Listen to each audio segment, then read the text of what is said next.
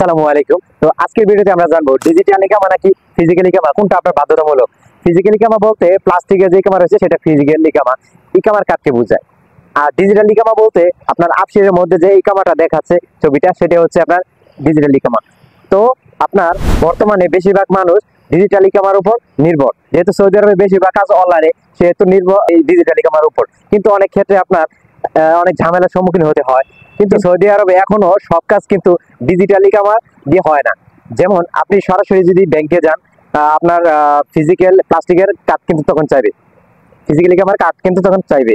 বিভিন্ন সরকারি প্রতিষ্ঠানে সেবা নিতে গেলেও কিন্তু ফিজিক্যাল ইকামার যে কার্ডটি রয়েছে, সো সেটা কিন্তু তারা চায়। সৌদি আরবের অনেক কোম্পানি আছে যেখানে আপনার কাজের ক্ষেত্রে ফিজিক্যাল কার্ড বাধ্যতামূলক থাকতে হবে। সব থেকে বড় সমস্যা, পুলিশ ডিজিটাল ইকামা গণ্য করে না। এক্ষেত্রে প্লাস্টিকের কার্ড না থাকলে আটক করে থানায় নিয়ে যায়, এবং থানায় নিয়ে যাওয়ার পর আপনার ফিঙ্গারপ্রিন্ট রেখে ছেড়ে দেয়। তো ফিঙ্গারপ্রিন্ট রেখে ছেড়ে দিলে নর্মালি আপনার 1000 রিয়াল পর্যন্ত জরিমানা হতে পারে। ডিজিটাল ইকামার আরো বড় একটা সমস্যা হচ্ছে, অনেক সময় নেট না থাকলে আপনার ইকামাটা বের করতে অনেক বড় ধরনের একটা সমস্যায় পড়তে হয়।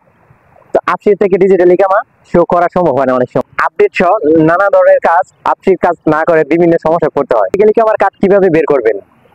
নতুন এসে থাকলে কফিল ইকামার পর ফিজিক্যাল ইকামা যাযাওয়ার থেকে বের করে দিবে। কার্ড হারিয়ে গেলে কফিল লস্ট হিসেবে যাযাওয়ার থেকে রিপোর্ট বের করে দিবে। তো এর জন্য আপনার অনেক অনেক কাজের ক্ষেত্রে আপনার দেখা গেছে ডিজিটাল ইকামা জন্য কিন্তু আপনার সমস্যায় পড়তে হচ্ছে। তো এর জন্য আপনার যে ফিজিক্যাল যে কার্ডটা রয়েছে, তো সেটা কিন্তু অবশ্যই আপনার সাথে রাখাটা জরুরি। অনেক ক্ষেত্রে এটা কিন্তু আপনার কাজে আসবে। তো এর জন্য আপনার ফিজিক্যাল ইকামাটা বেশি গুরুত্বপূর্ণ, আপনার সঙ্গে থাকাটা। ভালো থাকবেন, আর এই ধরনের আপডেট পেতে সবাই আমাদের পেজ এবং ইউটিউব চ্যানেলটাকে ফলো দিয়ে পাশে থাকবেন।